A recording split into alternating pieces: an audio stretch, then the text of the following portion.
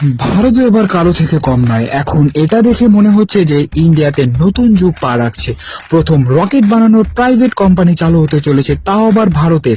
তোমরা এই খবরটা নিশ্চয়ই শুনেছো ইনোগ্রেশনের। যেমন আমেরিকার প্রাইভেট কোম্পানি স্পেস এক্স, যেটা প্রাইভেটলি রকেট বানায়, সরকারি নাসাও ওর সামনে হার মানে। তেমনি ইন্ডিয়াতে এখন হায়দ্রাবাদে হতে চলেছে স্কাইরুট এরোস্পেস।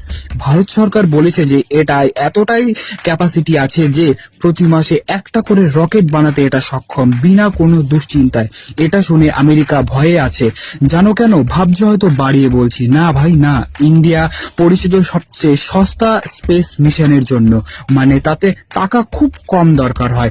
আমেরিকা 42,000 কোটিতে চাঁদে গিয়েছিল, সেখানে ইন্ডিয়া মাত্র 400 কোটি। গ্লোবাল স্যাটেলাইট প্রাইস হয়তো কিছুটা কমতে পারে, কারণ ইন্ডিয়ার প্রাইভেট স্পেস কোম্পানি অনেক কিছুকে অনুমানের থেকে কম খরচে করে দেয়, কোনো দুশ্চিন্তা ছাড়াই।